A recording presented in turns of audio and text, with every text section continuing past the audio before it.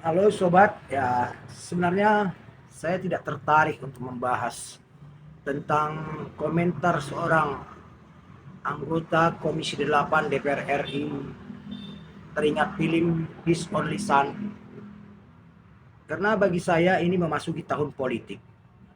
Yang saya bayangkan dia ini hanya ingin mencari pamor agar kelak di tahun 2024 nanti banyak orang yang memilih dia di dapilnya. Tapi saya berpikir kembali, kalau kita biarkan suatu kesalahan, kita juga berarti ikut menyetujui kesalahan itu.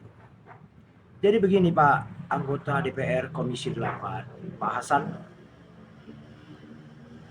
bukan berarti kalau tidak sesuai dengan Al-Quran kata Bapak ya, tidak boleh ya.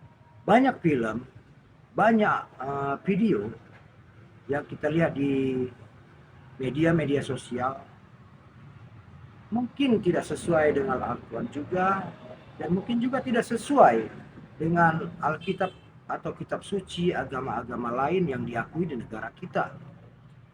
Sebagai contoh, perkataan Abdul Somad yang mengatakan di salib itu ada jin kafir. Ini jelas-jelas di Alkitab orang Kristen itu tidak ada. Tapi apakah Bapak Hasan sebagai anggota DPR RI pernah melarang itu, atau hanya diam seribu bahasa? Banyak lagi hal-hal yang viral di video tidak sesuai dengan kitab suci dari agama-agama yang diterima resmi di negeri ini. Namun bila kita mau fair, berarti semua yang divideokan atau difilmkan harus sesuai dengan kitab suci. Walaupun ini kesannya konyol, apakah kita akan mengikuti alur pikiran konyol dari Bapak Hasan, anggota Komisi 8 ini?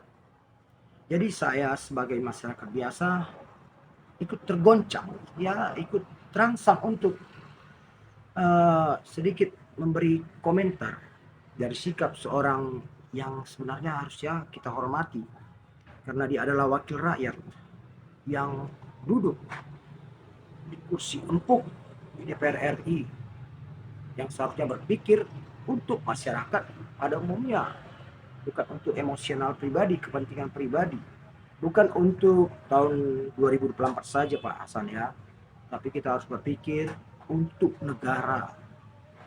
Jangan pikirin yang tidak penting. Banyak hal-hal yang bisa dibuktikan yang viral di dunia media sosial tidak sesuai dengan Alkitab, misalnya Alkitab agama Kristen.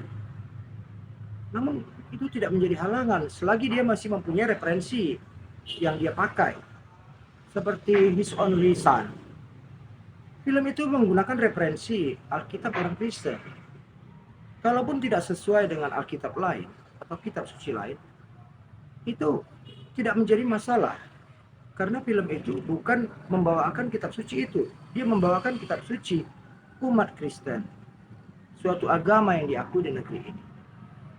Jadi sebagai seorang yang menjabat anggota DPR RI Komisi 8, saya rasa pahamlah butir-butir Pancasila, terutama sila pertama atau mungkin sampai sila kelima tentang keadilan. Kalau Bapak yang duduk di sana tidak paham betul-betul Pancasila itu, bagaimana Bapak ingin mewakili rakyat?